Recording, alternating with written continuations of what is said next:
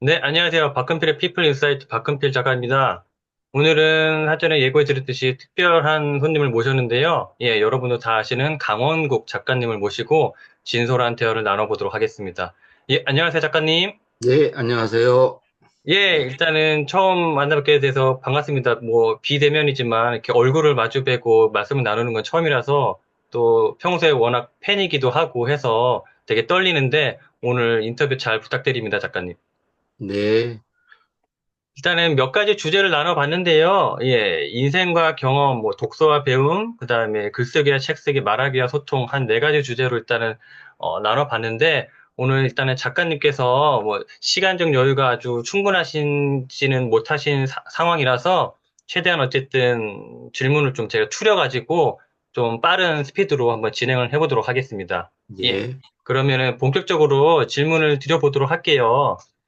첫 질문은 뭐 다들 아시겠지만 시청자분들도 대통령 연설 그 비서관으로 되게 오래 근무를 하셨었는데 당시에 뭐 얻은 교훈이 있다면은 뭐 크게 기억나는 게 있다면 뭐가 있을까요? 음, 그때 뭐 한 8년 근무했는데, 그, 견디면 시간은 간다? 네. 예, 그, 어떻게 하루하루 보내나 늘 힘들었는데, 지나고 보니까 훌쩍 8년이 가더라고요. 그리고 그때 이제 그 뭐 대통령을 비롯해서 이제 그 소위 그 높은 분들을 많이 만날 수 있었는데, 그분들 또 우리와 같은 분들이고, 그렇게 주눅들 필요 없다. 청와대 경험하고 나서 그렇게 이 높은 사람들 앞에서 이렇게 주눅 들고 그런 건 좀 많이 없어진 것 같아요.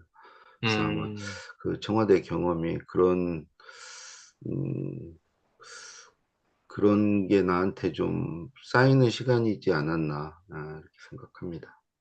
공교롭게도 다음에 드릴 질문이 이거였거든요. 워낙 어쨌든 뭔가 위치적으로 높으신 분들이다 보니까 뭔가 심리적으로 위축되지 않으셨는지를 여쭤보려고 했는데, 그러면은 당시에는 처음부터 뭔가 위축되는 그런 감이 전혀 없으셨나요? 아니면 하다 보니까 시간이 지나다 보니까 그게 좀 무뎌지고 좀 괜찮아지시던가요? 어떠셨어요? 그건 뭐 당연히 뭐 위축 정도가 아니고 뭐 주눅이 들어서 힘들었고요. 그뭐 누구나 마찬가지일 텐데 특히 저는 좀 더 심한 편이었어요. 원래 성격이 그래서 힘들었는데 그것도 뭐 계속 이제 같이 일을 하고 생활하다 보니까 많이 그런 것도 좀 완화된 것 같습니다. 그래서 요즘에는 뭐 이제 나이도 좀 더 먹고 했지만, 그렇게 뭐 사람을 이렇게 가려서 어떤 사람 앞에서는 쭈뼛쭈뼛하고 또 어떤 사람 앞에서는 그러지 않으려고 합니다. 사람에 따라서 내가 바뀌지 않고, 누구를 만나건 좀 똑같이 하려고 이렇게 하죠. 네. 네, 결국에는 뭔가 절대적인 시간도 필요한 것 같고, 나이라든지 경험이라든지 연륜도 필요한 거, 그렇게 일단 이해가 됩니다. 다음 질문 한번 드려볼게요. 제가 알기로는 뭐 강연이나 방송이나 이런 것도 좀 오래 하시고, 뭐 한때는 이제 강원국에 지금 이 사람이란 라디오 진행도 몇 년 하신 걸로 알고 있는데요. 그러면은 되게 다양하신 분들을 만나셨을 텐데, 그 중에 뭐 예를 들어서 유독 기억에 남는 사람이라든지, 유독 기억에 남는 뭐 사건 아니면 어떤 질문, 대화 내용 이런 게 혹시 있으신가요? 어때요? 그런 거 뭐 한 사람 한 사람이 다 특별하고 또 뭐 기억하기로 시작하면 다 기억이 나고 그런데 특별히 누구를 뭐 꼬집어서 뭐 그렇게 떠오르는 사람은 없네요. 뭐 만나본 사람들은 다 비슷하고요. 음, 그렇고, 음, 처음 만났을 때 그 사람에 대해서 갖는 인상이나 어떤 그 내 나름대로 어떤 평가가 있는데, 음, 그게 끝까지 맞는 경우는 거의 없었던 것 같아요. 음, 그래서 누구나 이렇게 조금 들어가서 알게 되면, 어, 다 비슷하다? 다 거기서 음, 거기다 하는 생각이 들고, 그래서 그 누구를 만나건 좀 그 사람을 알기 전까지는 그 사람에 대한 판단을 좀 유보하는 게 맞지 않는가. 그래서 그 미리 어떤 판단을 하고 그러는 것보다는 그 사람에 대한 어떤 호불호를 갖는 것보다는 좀 더 알고 지켜보고 해서 어, 음, 그렇게 사람을 만날 필요가 있다는 그런 생각합니다. 그러니까 뭐 굉장히 대단해 보이는 분들도 사실 좀 알고 나면 뭐 다 우리와 비슷한 분들이고 또 그렇지 않은 분들도 또 그렇고 예. 뭐 사람은 다 거기서 거기다 음. 생각이고요. 그래서 뭐 특별히 뭐 그런 분은 없습니다. 기억에 그러면은 남. 질문을 좀 다른 방향으로 바꿔서 뭔가 많은, 특히나 뭐 예를 들어서 라디오를 진행하셨을 때 많은 이제 분들을 인터뷰를 하시거나 어쨌든 질문을 하시면서 대화를 나누셨을 텐데, 그러면 그분들만의 뭔가 공통점이라든지, 이러한 공통점이 좀 있더라. 요런 건 있던가요? 어때요?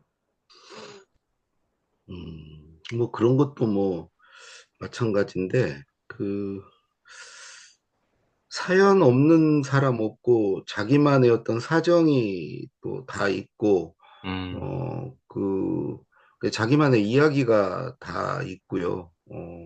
그런 이야기에서의 어떤 높낮이 그러니까 뭐 좀 더 나은 경험을 하고 좋은 경험을 한 사람과 그렇지 않은 사람을 구분하기가 어렵고 누구나 자기 이야기를 갖고 있고 그 이야기에는 어느 이야기가 더 뭐 고급이고 저급이고 이런 게 없더라.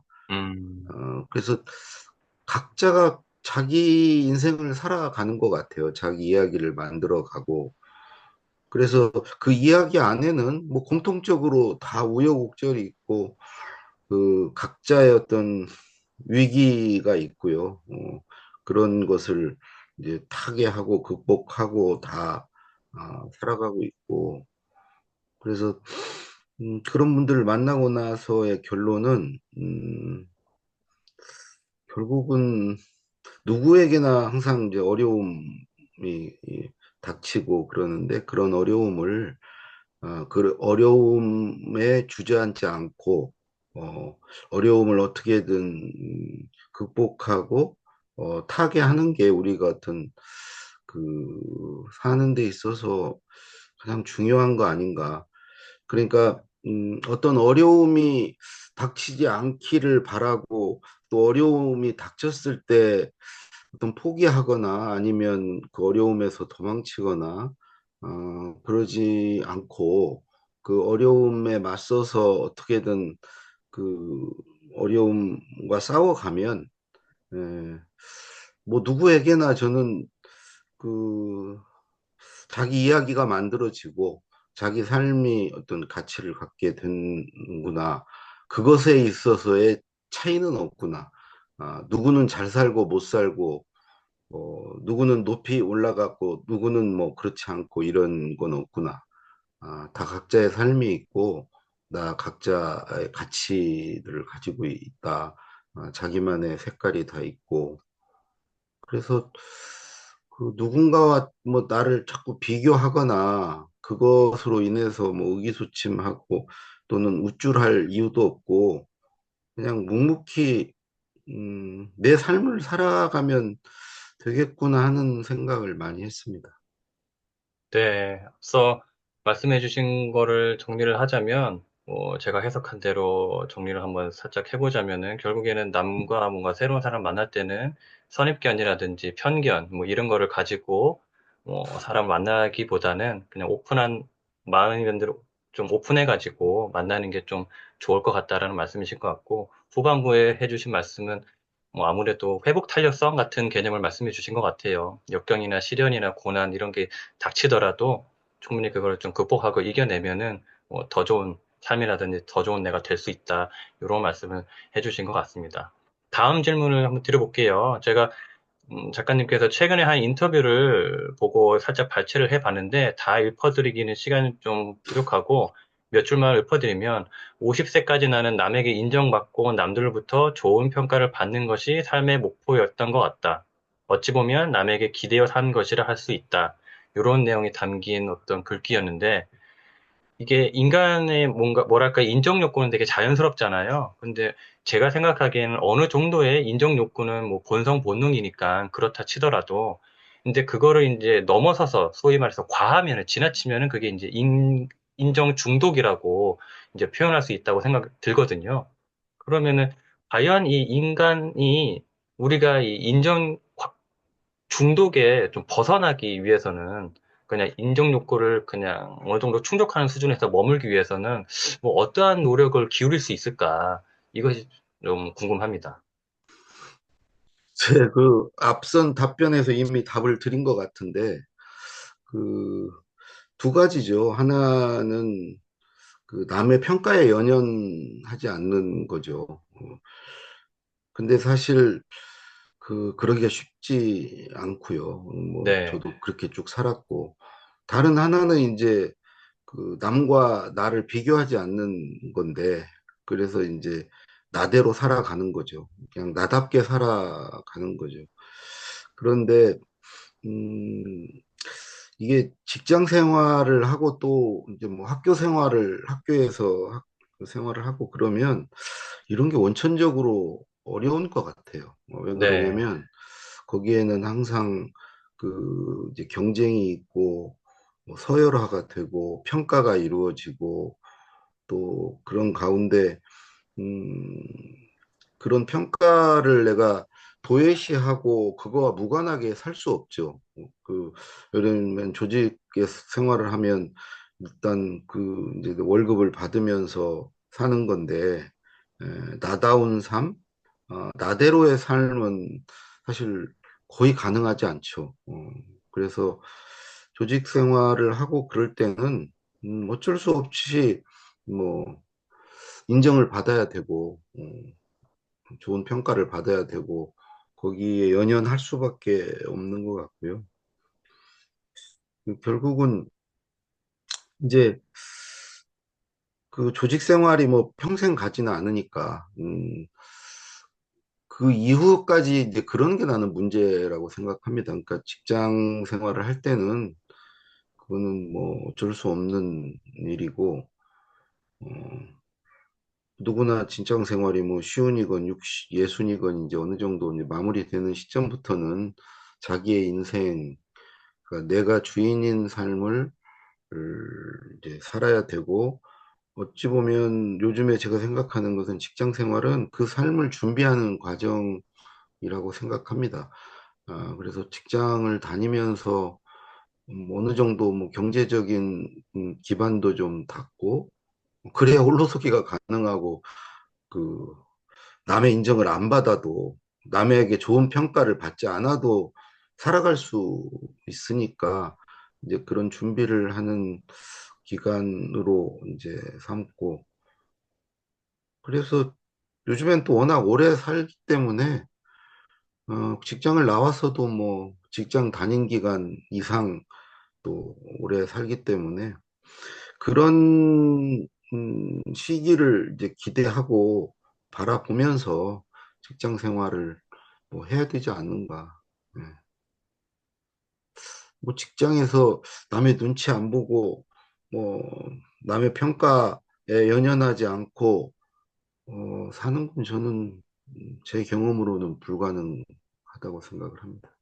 네, 저도 뭐 공감합니다. 현실적으로 그죠? 이상과의 좀 괴리감이 있을 것 같고, 말씀하신 대로 직장 내에서 뭔가 다른 사람과 어울리면서 지내고 뭔가 평가를 받는 입장이라고 하면은 어쩔 수 없이 불가분하게 그렇게 뭔가 인정 욕구라든지 그런 거는 좀 신경을 써야 되는데, 결국에는 작가님께서 말씀하셨다시피 언젠가는 직장이 평생 나를 뭐 책임져 주진 않기 때문에 홀로서기를 준비를 해야 되고, 그래서 홀로서기를 만약에 이뤄냈다면은 그때부터는 좀 더 나다운 삶, 남들에게 신경 안 쓰고, 예, 인정 욕구라든지 거기에 크게 연연해하지 않는 그런 삶을 좀 살 수 있지 않을까 싶네요. 예.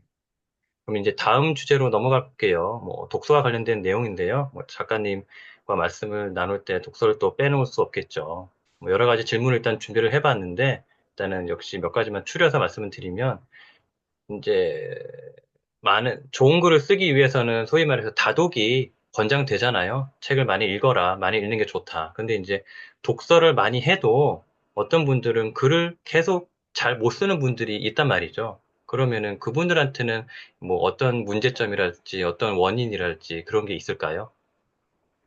책을 많이 읽었음에도 불구하고 소위 이제 말해서 글 쓰는 게 안 는다. 나는 아무리 해도. 그런 경우는 이제 우리가 글을 쓰는데 필요한 게 뭔가를 생각해 보면 답이 나올 것 같은데, 글을 쓰는데 필요한 게 이제 뭐 글감도 있지만 어떤 그 글 솜씨, 글 쓰는 자기만의 어떤 문장력, 문체, 이 두 가지가 다 필요한 거죠.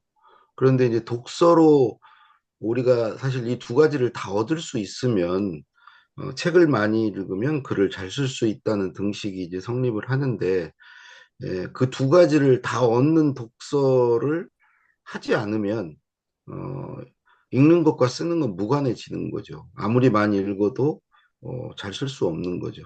그러니까 어찌 보면 그 읽기는 이제 입력이고 쓰기는 출력인데, 글을 입력하고 글을 출력하는 건데, 이 과정에서 그 출력을 위한 입력을 해야 한다는 거죠.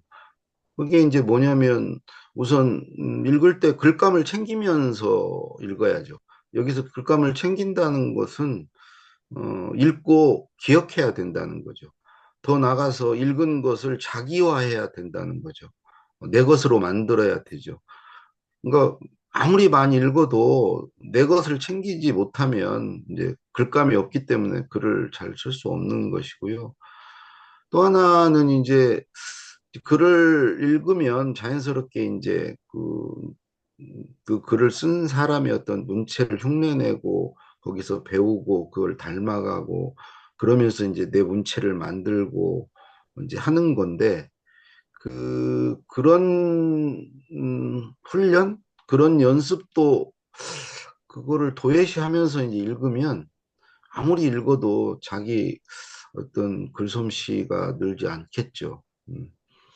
그러니까 이제 첫 번째 그 글감을 기억하기 위해서는 일단 읽고 나서 그 읽은 내용을 자주 떠올려 보고 읽은 내용에 대해서 생각해 보고 그걸 누군가에게 말해 보고 이런 과정들을 거쳐야 그게 이제 그 내 기억에 남아 있게 되고요.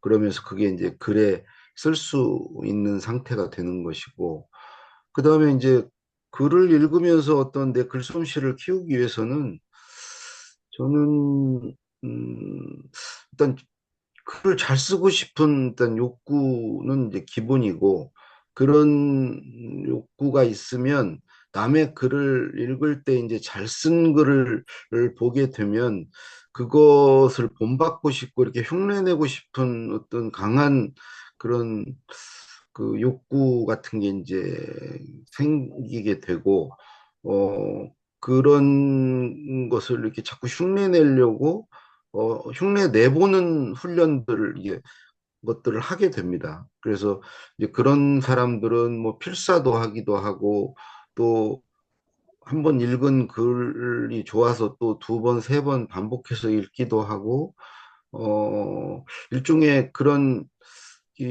결국은 글이라는 것은 어떻게 보면 일종의 패턴 같은 건데, 그런 패턴을 학습하는 거죠. 그런 학습을 해야 글을 많이 읽은 사람이 이제 글을 잘 쓸 수 있다는 거죠. 근데 그냥 글을 예를 들어서 책을 많이 읽긴 하는데 그냥 취미로 읽고 재미로 읽고 소일거리로 읽고, 이건 글쓰기와 전혀 무관합니다. 아무리 음, 읽어도 글쓰기 늘지 않습니다. 어, 그러니까 어찌 보면 정말 글을 잘 쓰기, 그러니까 책을 읽는 목적이 글을 잘 쓰기 위한 것만 아니잖아요. 그건 극히 네. 일부고, 네, 다른 목적들이 있으실 텐데 어떤 분은 뭐 시험을 보기 위해서 읽으시는 분도 있고 그러니까 이제 그 목적에 충실하면 되는데 그러면서도 이제 재미로 읽으면서도 소일거리로 읽으면서 나는 글솜씨가 않는다라는 것은 그건 음, 잘못된 거라는 거죠. 그러면 음, 책을 읽고 글을 읽는 어떤 목적 의식을 좀 달리해서 그에 맞게 이제 읽어야 되는 거죠. 네. 일단은 잘 쓰기 위해서는 뭔가 마음가짐부터 출발점부터 좀 달라야 된다. 단순하게 가볍게 취미식으로 읽는 것보다는 말 그대로 이제 작가님께서도 쓰려고 읽는다고 보통 표현을 하시잖아요. 그래서 소설책도 별로 많이 안 읽으시고 뭔가 글감을 찾기 위한 그런 독서 위주로 하신다고 알고 있는데 그런 내용을 말씀을 하신 것 같고 답변을 들으면서 문득 궁금증이 생긴 게 있는데 그러면은 작가님께서도 혹시 예전에 필사를 하셨거나 지금도 뭐 필사를 하시거나 필사에 대한 경험이 있으신가요? 어때요? 필사는 한 적은 없습니다. 없는데 거의 뭐 필사에 준하는 반복해서 읽는 것은 많이 음, 했죠. 음, 뭐 필사나 어, 여러 번 반복해서 읽는 거나 효과는 뭐 크게 전 차이 없다고 생각합니다. 어, 음, 그래서 굳이 이렇게 뭐 필사가 힘드신 분들은 어, 여러 번 읽으셔도 된다. 같은 내용을, 음, 같은 작가나 같은 작품을 음, 서너 번 이렇게 반복해서 어, 읽으시는 것도 필사 효과를 낼 수 있고요.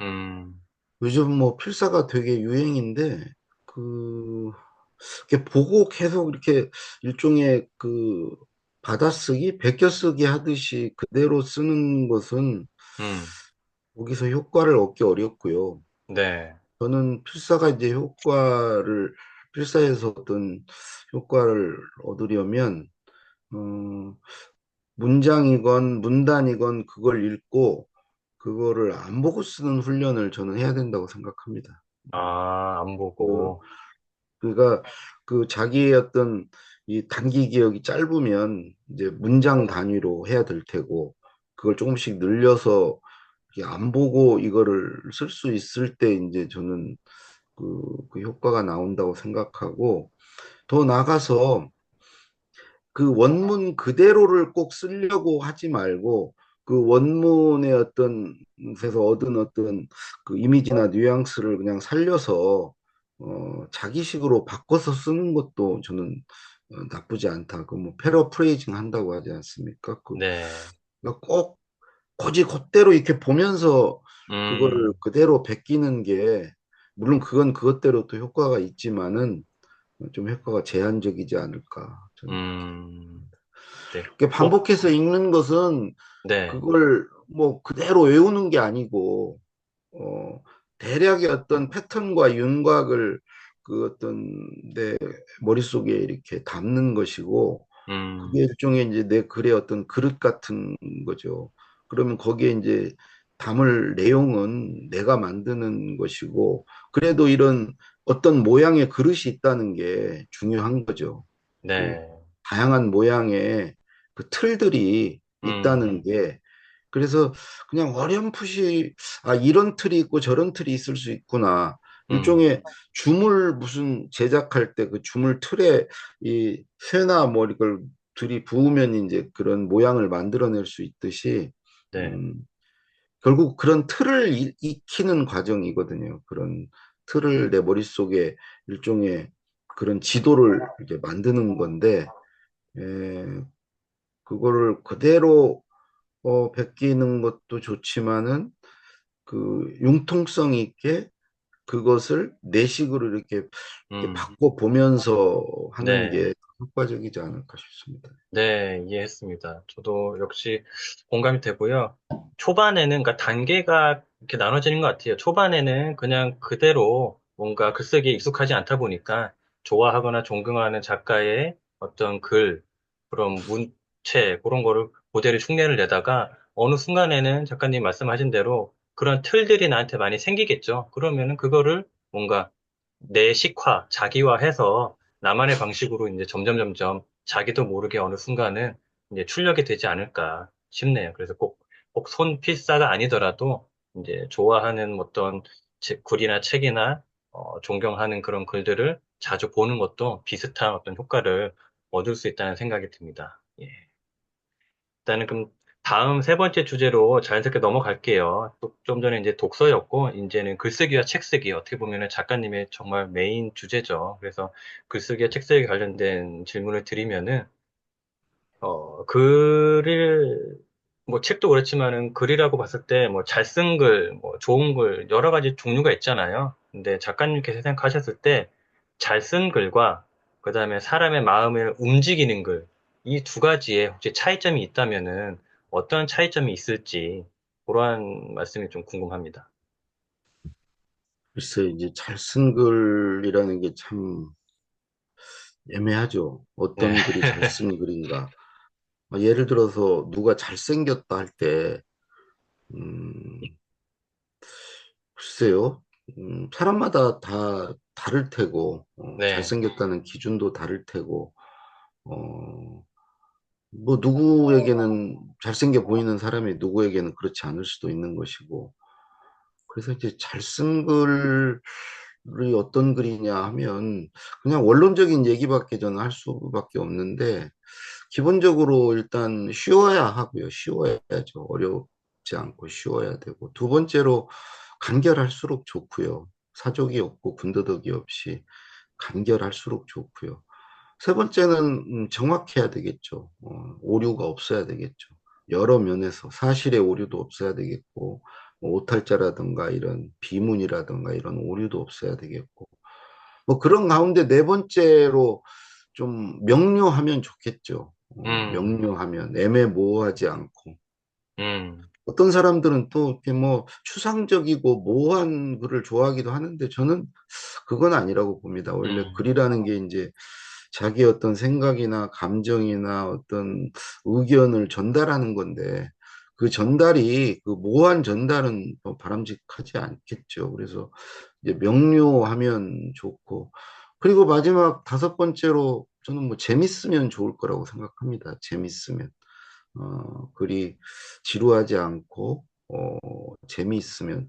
뭐, 이 정도 다섯 가지 조건, 그러니까 쉽고, 이거 쉽다는 뭐 용이하다고도 얘기하죠. 간결하고, 정확하고, 명료하고, 재밌으면 이제 좋은 글인데, 글쎄요. 이걸 사실은 요 하나하나를 충족시키기 위해서 이제 글을 어떻게 써야 하는가는 뭐 다 얘기할 수 있어요. 다 얘기할 수는 있죠. 그런데 그런 조건들을 사실은 다 맞추기가 쉽지 않은 게 그 예를 들어서 이제 쉽게 쓰려고 하면 좀 상세하게 구체적으로 이렇게 알려줘야 되지 않습니까? 그러다 보면 간결을 하기가 음, 또 쉽지가 않죠. 간결하기가 쉽지가 않고. 그러니까 이런 것들이 상충해요. 네, 이런 요소들이 좀 상충할 수가 있고. 예를 들어서 또 글을 재밌게 하려고 그러면 사실은 이렇게 결론만, 본론만, 결말만 쓰지 않고 거기에 이제 군더더기가 좀 붙은 글들이 재밌거든요. 근데 음, 그런 또 재미와 간결한 것도 이제 상충하게 되고 여러 가지로 이제 그런 면이 있는데 어쨌든 이런 조건들을 좀 두루 갖춘 글이 잘 쓴 글이라고 생각하고 근데 이제 이거는 필요 조건이고요. 사실 충분 조건은 저는 잘 쓴 글은 읽는 사람에게 뭔가 도움이 되고 뭔가 주는 게 있고 읽는 사람에게 뭔가 영향을 끼치는 글 이런 게 좋은 글이라고 생각합니다. 그러니까 뭐 간결하고 정확하게 뭐 이런 걸 이제 쓰되 네, 이제 그렇게 쓴 글이 독자에게 미치는 아무런 영향도 없고 음, 주는 것도 없고 아무런 도움도 안 주고 하는 글은 절대 좋은 글이라고 할 수가 없죠.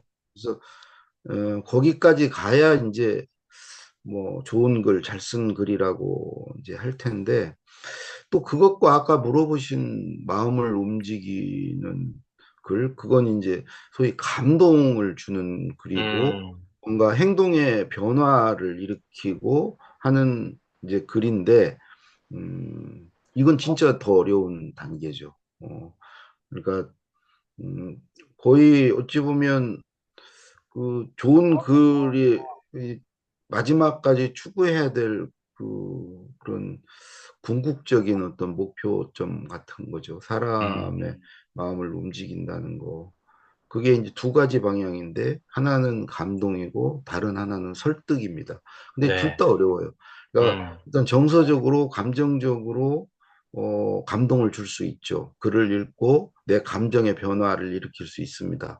뭐 울 수도 있고 뭐 웃을 수도 있고 여러 가지 이제 울적해질 수도 있고 뭐 여러 가지 막 용기를 불어넣고 위안을 줄 수도 있고 이런 감동을 줄 수 있는데 그것도 어렵고 또 하나 이제 설득은 사실은 저는 더 어렵다고 봅니다. 이건 이제 어찌 보면 이성적이고 논리적으로 사람의 생각을 바꾸는 건데 이거는 저는 감동보다 더 어려운 음, 일이고 그래서 뭐 감동과 설득이 두 가지가 결국은 사람의 마음을 움직이는 건데 그거는 좀 어렵고 그래서 저는 마음을 움직이는 글을 쓰는 것을 뭐 목표로 하다 보면 음, 사실 뭐 쓰기도 어렵고 쓰고 나서의 어떤 반응으로 인해서 상처받을 수도 있고 지속적으로 글을 쓰기 이제 어려울 수도 있고 그래서 마음을 움직이려고 하지 말고 그냥 마음에 드는 글을 쓰는 음, 수준에서 그거를 목표로 글을 써라. 음, 상대의 마음에 드는 것만 해도 음, 누군가가 읽고 거기에 감동하고 거기에 설득되지 않아도 그냥 이 글 참 좋네. 음, 마음에 드네. 예. 그래서 다른 사람에게 이거 한번 읽어봐. 괜찮아. 좋은, 이게 뭔가 이렇게 추천할 수 있는 글을 쓴다면, 네, 최고 목표를 이룬 게 아닌가 싶습니다. 그 정도도 충분하다. 너무 또 목표를 높게 잡는 거는 자기한테 상처가 될 수도 있고 스트레스가 될 수도 있으니. 알겠습니다. 혹시 그러면 작가님은 나는 다른 작가들과 요점은 좀 다르다. 뭐 예를 들어 차별성 내지 나만의 강점 뭐 이런 게 혹시 있을까요? 어때요? 혹시 그런 점에 대해 생각해 보신 적 있으신가요? 그런 것은 뭐 없고, 뭐, 제가 아까 이제 뭐 비교하기 시작하면 사실 제가 이제 너무 초라하고 뭐 그런 상태로는 뭐 글을 계속 쓰기 어려워요. 그러니까 음, 그런 뭐 남보다 잘 써야 되겠다. 나에게는 이런 강점이 있다. 이런 것보다는 저는 그 차이를 만들려고 하면 된다고 생각합니다. 차이. 남과 음, 차이가 있으면 되죠. 남과 어떤 차별점이 있으면 된다는 게 한마디로 다르면 됩니다. 다르면. 음, 어, 다르면 뭐 다른 것은 비교 대상이 아니죠. 아니 음, 뭐 농구 잘하는 사람과 축구 잘하는 사람을 어떻게 비교를 합니까? 누가 잘한다고 할 수 있습니까? 네, 그러니까 다르려고 노력하고요. 저는 저의 다름은 기본적으로 뭐 누가 읽어도 글이 어렵지 않다. 음, 왠지 이렇게 그냥 술술 읽힌다. 그리고 뭐 글이 대체적으로 음, 여러 면에서 이제 그 뭐냐면 내용 면에서도 저 자신이 그렇게 어려운 내용을 소화하지 못해요. 그래서 그 어려운 내용을 읽고 싶은 분들은 뭐 제 글을 안 읽으시면 되는 거죠. 그러니까 저만의 어떤 틈새, 어떤 저의 어떤 작으나마 제 자리가 있다고 생각해요. 그러면 내용도 뭐 이렇게 고급 내용이 아니고 뭐그 중간 정도 레벨에서 또 문장도 뭐 유려하고 아주 뭐그잘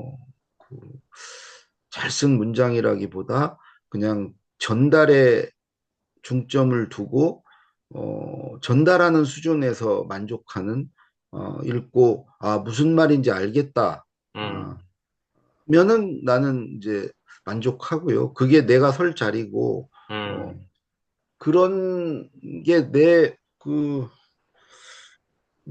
내 자리라고 생각해서 그렇게 그냥 쓰는 거죠. 이제 그러면 사실은 그런 포지션을 잡는 것은 뭐 누구나 가능하고, 그래서 사실은 더 바라는 것은 이제 음, 내 글을 누군가 읽고 아 이게 강원국 글인 것 같다. 음, 이렇게만 그 알 수 있는 그러니까 어떤 게 보면 내 정체성이라는 게 만들어지면 되는 거죠. 네, 어, 내 강원국 다움이 네, 생기면 되는 거지. 뭐 남보다 더 잘 쓰고 뭘 하고 뭐 그렇게 견주기 시작하면 글을 못 쓰죠. 그런 자신도 없고. 네. 예. 공감합니다. 저도 비슷한 내용을 자주 강조를 드리는데 많은 분들에게 내가 이 글을 읽고 작가로 떠올릴 수 있게끔 나의 이거는 누가 쓴 글이네 바로 연상될 수 있게끔 나만의 뭔가 정체성, 아이덴티티 이러한 거를 좀 많이 좀 염두를 하고 노력을 해라 이렇게 말씀을 드리는데 작가님도 그런 말씀을 좀 강조를 해주셔서 공감이 되고요. 글쎄에 관련된 몇 가지 질문이 남았는데, 요거는 개인적으로 너무 궁금했어요. 요즘 뭐 작가님도 워낙 아시겠지만, 인공지능 AI의 발달이 정말 무섭잖아요. 그래서 이제 호기심 반 궁금증이 든 게, 강원국 작가님은 AI를 과연 글쓰기나 책쓰기 이런 거에 활용을 하실까? 어떠실까? 이런 점이 좀 궁금했거든요. 어떠세요, 작가님? 예, 저는 좀 기계치여서요. 그걸 좀 엄두를 못 내고, 사실은 저도 궁금하기도 하고 해서 이제 제가 직접 그거는 찾아보지는 않고 아내에게 이제 음, 챗 GPT에게 좀 이런 거 좀 물어봐서 자료 좀 출력해달라고 그래서 음, 한 두세 번 그래 보긴 했고, 어, 정말 의외로 생각보다 충실한 걸 찾아주더라고요. 충실하게 네, 찾아주고, 그래서 이거는 정말 안 쓰면 손해겠다. 네, 어찌 보면 안 쓰는 사람은 역으로 이제 그 이제 불이익을 당하는 경우가 되겠다 하는 생각이 드는데, 네, 잠깐 그러다 지금은 이제 또 그걸 제가 안 해요. 안 음, 하는 게, 음, 저는 이제 챗 GPT를 활용해서 글을 쓰시는 분들에게도 이제 그렇게 말씀드리는데, 걔가 주는 내용은 그건 글이 아니다. 그냥 자료다. 음, 자료 수준에서 활용을 해야 된다. 네, 글은 본인이 써야 된다. 음. 무조건 본인이 써야 된다. 걔가 주는 걸 글로 생각하고, 그걸 어떻게 짜집기 하고, 그거를 가지고 글을 만들려고 하면 절대 안 되고, 그거는 그야말로 자료 수준에서, 활용을 하시면, 그걸 안 쓰는 것보다는 훨씬 이득이다. 음, 훨씬, 글쓰기에 도움이 되고, 그런데 문제는 거기에 자꾸 이제 의존을 하다 보면은, 네, 결국은, 그, 점점 더 이제, 거기에 지배당할 저는 가능성이 높다고 봅니다. 그래서 음, 이에 의존증이 생겨서 자기 혼자서는 이제는 자료를 줘도 글을 못 쓰는 상태로 갈 수 있다. 음, 저는 그게 좀 우려가 됩니다. 네, 그래서 글을 쓰기 전에 이제 그거를 걔 거를 못 받고는 나 혼자서는 이제 글을 못 쓰는 수준이 돼버리면 네, 그건 이제 정말 최악이 되는 거죠. 그런데 저는 그럴 가능성이 좀 있다고 봅니다. 음, 거기에 자꾸 이제 더 의존을 하기 시작하면 그야말로 뭐 성형 중독 같이 되는 거죠. 그렇죠. 계속 예, 하다 보면 자기 색깔을 음, 잃어갈 수 있죠.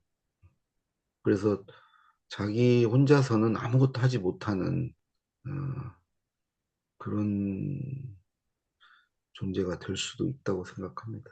아, 맞습니다. 결국에는 정말 좀 똘똘하게 영민하게 활용을 해야 될 것 같고요. 전혀 활용도 안 하는 거는 말씀하신 대로 정말 나만 혼자 뭐랄까 퇴보하게 되는, 손해를 보게 되는 그러한 결과를 초래할 것 같고, 대신 사람이 말씀하신 대로 뭔가 점점 더 편해지려고 하는 경향으로 가게 되잖아요. 어쩔 수 없이. 계속 이용하다 보면은 자기도 모르게 너무 많이 의존할 수도 있으니까 그거를 좀 경계를 하고 조심해야 될 필요가 있다는 생각이 듭니다. 그리고 그러니까 글을 네, 쓰려면 머리를 써야 돼요. 그렇죠. 뇌를 써야 됩니다. 근데 이제 기존에 이제 내 뇌가 담당했던 부분의 일정 부분을 지금 이제 그 인공지능이 걔도 우리가 자연지능이고 걔는 인공지능 아닙니까? 그 인공지능 부분으로 대체가 되는 거예요. 근데 음, 그 대체되는 부분만큼 내가 뇌가 이 활동을 안 하게 됩니다. 쓰지 음, 않게 돼요. 뇌는 100%안 쓰면 음, 퇴화합니다. 아, 점점 퇴화하는 거예요. 걔가 치고 들어오는 부분이 그 포션이 커지면 커질수록 음, 내 뇌가 저는 퇴화한다고 생각을 합니다. 그렇지만 또 당장에는 음, 그게 이득이니까 음. 그걸 또 안 쓸 수가 없고 그래서 스스로 좀 절제하는 게 좀 필요하긴 할 것 같아요. 그러네요. 너무 근시안적으로 당장의 편안함만 추구하지 말고, 예, 계속 너무 이제 과하게 쓰면은 반대급부로 내가 뭔가 잃는 점도 분명히 있을 수 있으니 좀 조심해서 잘 써야 되겠다는 생각이 듭니다. 그리고 아까 전에 자연스럽게 아내분의 말씀이 잠깐 나왔는데, 챗GPT 자료 이런 걸 말씀을 해주시면서, 그래서 다음 질문이 이제 작가님의 아내분 관련 질문이었거든요. 그래서 아마 시청자분들도 아시겠지만, 이제 강원구 작가님이 어떻게 보면은 모든 글이나 책의 첫 독자가 아내분이잖아요. 많은 글에서 좀 언급을 하셨고, 이 글 어때, 이 책 어때, 이렇게 하면서. 근데 이제 저는 궁금증이 든 게, 저도 뭐 아내가 있지만 제가 뭐 책을 오래 쓴 기간이 오래되거나 그러진 않았지만 어쨌든 저는 아직까지 한 번도 제 글이나 책을 뭐 아내한테 직접적으로 보여주면서 이걸 어때, 이 책 어때, 이 부분은 이렇게 뭔가 피드백을 받아본 적이 없어요. 왜냐하면 부끄러워서. 근데 이제 작가님은 되게 오랜 기간 아내분이 그러한 뭐랄까 조력자 피드백을 주시는 되게 훌륭한 첫 독자인데 제일 최초에 아내분에게 그러한 뭔가 부탁? 그걸 할 때 뭔가 쑥스러움이라든지 부끄러움 이런 게 전혀 없으셨는지 그게 이제 궁금했어요. 그거는 없었던 게, 먼저 아내가 본인 글을 일정 기간 나한테 계속 감수를 받았어요. 아, 그 작가님보다 시작은, 먼저요? 시작은 아내가 음, 먼저 나에게 그런 걸 부탁을 했고, 그리고 네, 몇 년 지나서, 제 글을 이제 보여주게 됐고요. 둘 다 뭐 글에 다 젬병이었는데 어떻게 또 둘 다 글 쓰는 일을 이제 직장에서 하게 됐고 다 같이 이제 못 쓰는 처지에서 아내가 주로 처음에는 계속 저에게 이제 자기가 쓴 글을 늘 감수를 요청하고 봐달라고 하고 그래서 그거 한 2, 3년 이렇게 봐주고 했죠. 그리고 이제 내가 보여주기 시작한 것은 50살 넘어서예요. 음, 직장 나와서입니다. 내가 음, 뭐 직장 다닐 때 그런 거를 보여줄 수도 없고, 그래서 그때는 전혀 뭐 아내에게 그런 걸 안 했고, 이제 직장 나와서 아내도 직장 안 다니고 이제 그러니까 이제 그때부터는 이제 보여주기 시작했는데 저는 그런 글동무가 있어야 된다고 생각합니다. 음, 정말 스스럼 없이 이렇게 보여줄 수 있는 사람이 곁에 있느냐 없느냐가 글을 지속적으로 쓰려는 사람에게는 저는 반드시 필요하다. 그러니까 그런 사람이 없으면 저의 경우에 훨씬 글쓰기가 팍팍할 것 같아요. 그, 일단은 그렇게 되면은 그냥 불특정 다수가 나의 독자가 되는 거 아닙니까? 네, 불특정 다수를 대상으로 난 써야 되는 거 아니에요? 네, 나에게 관역이 저는 없어지는 거라고 생각해요. 음, 지금 글쓰기는 아내라는 관역이 있습니다. 그냥 아내에게 보여주려고 씁니다. 거기까지입니다. 그런데 아내가 없다? 너무 막연한, 어디를 향해서 쏘는 거죠? 어느 독자를 음, 향해서? 그건 훨씬 두려운 글쓰기고, 어, 막연한 글쓰기인데, 예, 음, 그런 점에서 뭐, 굳이 배우자가 아니어도 뭐 친구일 수도 있고, 누군가가 한 사람 있는 게, 그 예전에 그 뭐 우리 조선시대건 서양이건 처음에 이제 글쓰기가 주로 이루어지던 게 이제 편지 아닙니까? 편지.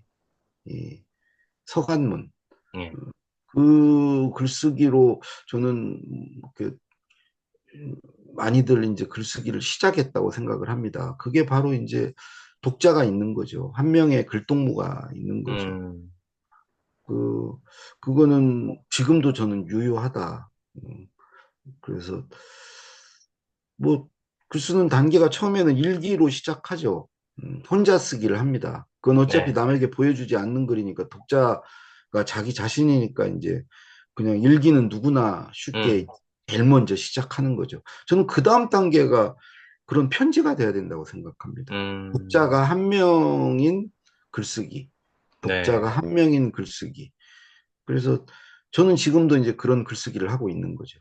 음, 그래서 음, 뭐 관역이 분명하니까 쓰기도 훨씬 쉽죠. 음, 두려움도 덜하는 건 물론이거니와 목표가 분명하니까 아내를 그 만족시킨다는 그런 게 내가 가장 잘 아는 사람이고 그런 사람을 상대로 글을 쓰는 게 쉽죠. 음, 막연한 대상을 향해서 쓰는 글보다는. 네.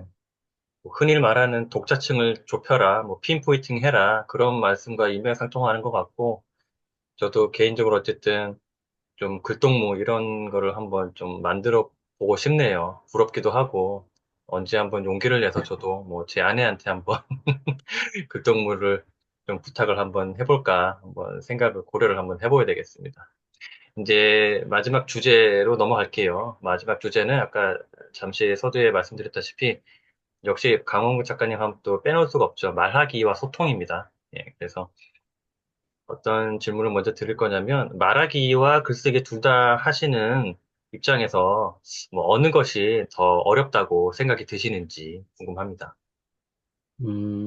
그거는 이제 뭐 말도 여러 분야가 있고, 글도 여러 장르가 있는 거고, 그냥 싸잡아서 뭐 말하기, 글쓰기 중에 어느 게 쉽고 어렵냐라고 말하기는 좀 어려운 것 같아요. 이제 말도 뭐 대화하고 이러는 것보다야, 아니, 그러니까 대화하고 그러는 것은 어느 글쓰기보다도 쉽죠. 음, 근데 뭐 연설을 해야 된다, 발표를 해야 된다, 뭐 토크를 해야 된다, 아니면 토론을 해야 된다, 진행을 해야 된다, 뭐 유튜브를 해야 된다, 음, 이런 말하기는 어려운 것이고, 저는 글쓰기도 마찬가지라고 생각합니다. 뭐 페이스북이나 블로그에 쓸 수도 있고, 뭐 칼럼을 쓸 수도 있고, 뭐 자기 나름의 어떤 뭐 에세이 같은 걸 뭐 쓸 수도 있고, 뭐 여러 뭐 책을 쓸 수도 있고, 그런데 그냥 통틀어서 어느 게 쉽냐 하면, 음, 글쎄, 지금은 그냥 오히려 말하기가 쉬운 것 같아요. 음, 그때 이제 쉽다는 의미는 뭐 네, 난이도가 낮아서가 아니고, 글쓰기는 너무 공이 많이 들어가고, 시간이 많이 들어가고, 음, 그런 거에 비해서, 말하기는 어쨌든 뭐 잘하건 못하건 떠나서, 어, 그런 노력이 많이 들어가지 않으니까, 그런 면에서 이제 쉬운 거죠. 음, 그 똑같은 내용을 글로 쓰라는 것보다 그냥 말로 하라는 게 저한테는 쉬운 거죠. 어, 쉬운 거죠. 그래서 요즘에는 이제 사실은 예전에는 글쓰기가 훨씬 쉬웠습니다. 말하기보다. 그러면 말하는 건 정말 힘들었어요. 근데 요즘에는 좀 역전이 된 것 같아요. 음. 역전이 돼서 글쓰기보다는 말하기가 편합니다.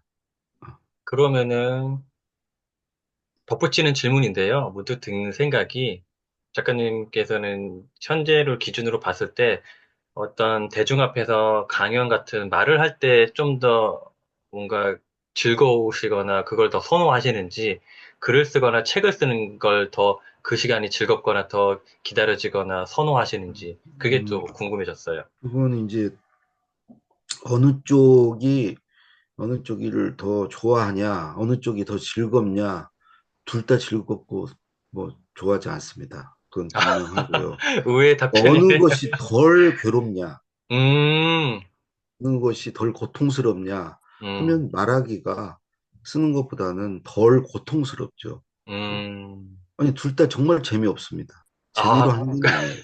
그렇군요. 해야 해서 하는 것이지, 음, 대부분 그렇지 않을까? 근데 음, 어쨌든 말하기가 글쓰기보다는 덜 힘듭니다. 덜 음, 고통스럽고요. 음, 어, 그렇지만 또 어찌 보면 그건 이제 또 내용에 따라서 이제 다른데, 음, 글로 쓸 수 있는 내용은 말하기가 쉽고요. 어떤 내용은 내가 말하기 힘든 내용은 글로 쓰기 어렵고요. 어, 그러니까 내용에 따라서 어떤 내용은 말하기도 쉽고 글쓰기도 쉽고요. 어떤 내용은 둘 다 어렵고요. 음, 내용에 따라서 어, 네. 음, 음, 왔다 갔다 한다고 생각해요. 예. 그렇죠. 단순 비교하기는 참 또 어려운, 워낙 또 각각의 뭔가 특징이 다르다 보니까. 다음 그리고 뭐 질문은, 말하기, 예. 네, 말씀하세요. 아니 잠깐만. 뭐 말하기도 상대가 누구냐 뭐 이런 거 참 같은 강의를 해도 강연을 그렇죠. 해도 대상이 누구냐 또 규모가 어떠냐 음, 어떤 장소냐 여러 가지 요인에 의해서 어렵고 쉽고 재밌고 재미없고 이게 왔다 갔다 하죠. 네. 그러면은 요즘 어쨌든 뭐 면접이든 뭐든 사람들이 글쓰기뿐만 아니고 많은 사람들, 꼭 많지 않더라도 어쨌든 타자 앞에서 이제 나서서 말을 하는 거를 좀 잘하고 싶어 하는 욕구도 글쓰기 욕구만큼 많이 좀 증가하고 있는데 이런 일종의 즉흥적으로 말을 하는 그런 뭐 화술이랄까? 그런 방법, 잘하는 방법, 이런 게 따로 있을까요? 뭐 예를 들어 무조건 반복해서 뭐 하는 수밖에 없다, 연습, 그런 거 말고, 그거 말고 추가적으로 뭔가 좀 팁이랄까? 노하우랄까? 그런 게 혹시 있을까요? 그런 그 즉흥적으로 어, 그런 거 없습니다. 예. 그거는 준비한 만큼 연습한 음, 만큼 나오는 거지. 에, 그런 거 없이 에, 순발력으로 음. 즉흥적으로 할 수 있냐? 불가능합니다. 요행을 그건 바라면 안 되겠네요. 좀 100% 불가능하다 생각하고요.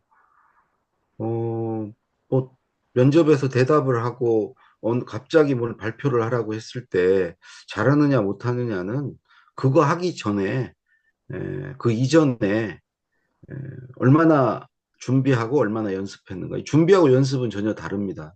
음, 준비는 내용을 준비하는 거고, 연습은 그 준비된 내용을 말해보는 훈련을 얼마나 해봤느냐. 그러니까 전 준비 연습 다 필요하다고 생각합니다. 네. 준비해서 많은 것을 내 안에 이렇게 담아 놓는 거, 그 다음에 연습을 통해서 그걸 인출해보는 훈련을 얼마나 해봤는지. 그러니까 똑같이 아는 사람도 아는 게 똑같은 두 사람이 있다고 했을 때 그 두 사람이 어떤 사람은 그걸 많이 인출해보고, 그러니까 많이 말해보고, 발표해보고, 그거는 남 앞에서 소리내서 꼭 할 필요는 없고, 그냥 혼잣말을 할 수도 있고, 자기 머릿속으로 어떤 그 시뮬레이션을 해볼 수도 있고, 아니면 뭐 이미지 트레이닝을 할 수도 있고, 그런 식으로 인출 경험을 얼마나 해봤느냐, 이게 음, 결정적이고요. 그 다음에 이제 뭐 인출을 하기 위해서는 기본적으로 그 인출할 수 있는 재료들이 있어야 되니까 그걸 얼마나 많이 끌어모으고 수집하고 준비했느냐. 그 준비와 연습에 비례하는 거지. 음, 다른 가끔 이렇게 순발력 있고 재치 있고 임기응변에 강한 분들이 있습니다. 그러니까 그런 분들 한편 부럽죠. 근데 저는 그거 오래 못 갔다고 생각합니다. 만약에 그분이 사실은 나름대로 그 보이지 않는 곳에서 준비하고 연습한 결과로 그런 거지. 그거 없이 만약에 저 사람 되게 임기응변에 강하고 순발력이 있고 재치가 있고 저렇게 이렇게 즉흥적으로 대답을 잘해? 그건 만약에 준비와 연습 없이 그런 거라면 그건 모래성 같은 겁니다. 그건 음, 절대 오래 가지 못하고 다 들통이 나고 그래서 그런 방법은 없습니다. 음. 네, 준비와 연습 없이 잘할 수 있는 방법은 없어요. 네, 맞습니다. 뭐 너무 당연한 또 말씀 같고요. 충분한 준비와 충분한 연습, 충분히 내면으로 쌓고, 재료들을 쌓고, 충분히 인출하는 연습을 하고, 실전 경험을 하고, 그게 일단 정답인 것 같습니다. 일단, 큰 주제에 대해서는 말씀을 다 질문을 드려봤고요. 그냥 몇 가지 질문만 추가적으로 더 드릴게요. 2025년도 지금 이제 벌써 3월이 지나가고 있는데, 뭐 혹시 올해 뭐 갖고 계신 계획이나 목표 그런 게 있으시다면 뭐 있을까요? 어때요? 올해는 뭐 여러 가지로 시국 상황도 아주 안 좋고 벌써 연초부터 되게 힘들어요. 뭐 여러 가지로 힘들어서 일단은 뭐 목표나 계획도 되게 낮춰 잡고 있고요. 어, 그냥 올 한 해 뭐 잘 버텨내야 되겠다 하는 생각 가지고 있고 기본적으로 사실 제가 2014년 2월에 이제 첫 책을 쓰고 2024년 그러니까 이제 작년에 딱 만 10년이 됐는데 그때를 저는 이제 정점에 이르렀다고 스스로 생각했고요. 이제는 서서히 이제 내려가자 이런 마음으로 작년부터 임하고 있어서 글쎄 앞으로 뭐 책 쓰는 것도 지금 이제 이미 계약하고 이제 진행되어 오던 것들 마무리하는 거가 저의 이제 책 쓰기의 이제 끝이라 생각을 하고 있고 그게 마무리가 뭐 언제 될지는 모르겠습니다. 아마 내년까지도 이제 계속 가야 되는데 그리고 강의도 음, 뭐 조금씩 아무래도 이제 자연적으로도 줄기도 하고 제가 좀 이제 서서히 소프트 랜딩 해야 되겠다 이런 생각하고 있습니다. 그러니까 뭐 말하기 글쓰기 모두 이렇게 조금씩 이제 페이드 아웃 해 나가는 쪽으로 생각하고 있어요. 그러면은 역시 문득 든 생각인데 혹시 좀 전혀 새로운 분야랄까? 그냥 새로이 도전하고 싶은 아, 그런 거 전혀 그러한 없습니다. 그런 건 네, 없으세요? 전혀 없고요. 아, 지금 지금 나이가 지금 이제 우리 나이로 63인가 그런데 그런 건 없습니다, 전혀. 네, 네. 알겠습니다. 그러면은 마지막 몇 가지 질문이 남았는데, 박근필의 피플 인사이트 공식 질문이거든요. 뭐 생뚱맞을 수도 있지만 작가님에게 행복이란 어떤 건지, 작가님이 내리시는 행복, 이 정의가 궁금합니다. 저는 뭐 분명해요. 저는 뭐 다른 거 없고 그냥 가족의 행복, 음, 가족이라는 게 이제 뭐 짧게 보면 아들 하나, 아내 이렇게 이제 가족이고 좀 더 크게 보면 뭐 부모님 또 형제 다 있고 거기 별일 없고 그렇게 잘 되고 뭐 하고 그런 거 없이 음, 그냥 큰일 없이 문제 없이 사고 없이 예, 이렇게 하는 게 행복이라고 저는 생각합니다. 다른 거 뭐 없습니다. 네, 저도, 그래서 이제 그러기 위해서 뭐 내가 좀 좋아하는 걸 또 양보할 수도 있고요. 음, 뭐 그래야 또 소위 가족의 행복이 가능하지 않습니까? 그렇죠. 나의 행복? 그거는 나는 별로 어렸을 때부터 생각을 안 했던 것 같아요. 주로 음, 이제 가족이 행복하면 내가 행복하다 이렇게 생각해서 어, 가족이 아무 일 없는 거가 행복이라고 생각합니다. 네, 저도 너무 비슷해서 저도 음, 가족의 행복이 곧 저의 행복이라고 생각하고 있기 때문에 그리고 뭐 별다른 거 없이 잘 때 거슬리는 거 없고 두 발 뻗고 잘 수 있고 무탈하고 그런 게 곧 행복이지 않을까 저도 싶습니다. 이제 마지막 두 가지 질문이 남았는데요. 예. 오늘 이제 박근필의 피플 인사이트 다시 한번 이제 초대에 흔쾌히 응해주셔서 고맙고요. 오늘 인터뷰 어떠셨는지 짧은 소감 한 말씀 부탁드립니다. 이게 원래 유튜브를 이렇게 이 줌으로 하는 건 제 처음이에요. 네, 유튜브 보통 저도, 만나서 하는데, 이렇게 줌으로도 이게 가능하구나. 그래서 좀 특별한 경험이었습니다. 예. 고맙습니다. 그러니까 좀 사전에 질문지도 안 드리고 좀 부담되시거나 그러셨을 수도 있는데 너무 어쨌든 한 시간가량 답변을 성실하게 해주셔서 고맙고요. 정말 끝 마지막 질문입니다. 예. 이 박근필의 피플 인사이트를 시청하시는 시청자분들에게 뭐 음. 하고 싶은 마지막으로 말씀이라든지 전달하고 싶은 메시지가 있으시다면 예, 한 말씀 부탁드릴게요. 음. 글쎄, 요즘 뭐 세월이 수상해서 여러 가지로 마음도 심란하시고 또 되게 힘드신 분도 많으 있으실 텐데 뭐 여러 가지 경제도 어렵고 뭐 하여튼 어수선하고 그래서 좀 힘내시고 이제 곧 또 봄이 오고요. 또 모든 건 다 지나가기 마련이고 그래서 이 어려운 시기 잘 견뎌내시길 바라겠습니다. 예, 저도 그런 마음으로 어, 좀 지내보겠습니다. 예. 네. 저도 한 말씀 짧게 부연하자면은, 예, 뭐, 이 또한 지나갈 거고, 작가님 말씀대로 그냥 각자의 위치에서 각자가 맡은 일을 하루하루 충실히 해 나가면은 또 좋은 날이 오지 않을까, 따뜻한 봄이 오지 않을까 싶습니다. 정말 바쁘신 와중에도 예, 이렇게 인터뷰 성실하게 임해주셔서 다시 한번 감사하다는 말씀 드립니다. 오늘 수고 예, 많으셨습니다, 작가님. 네, 네, 예. 예.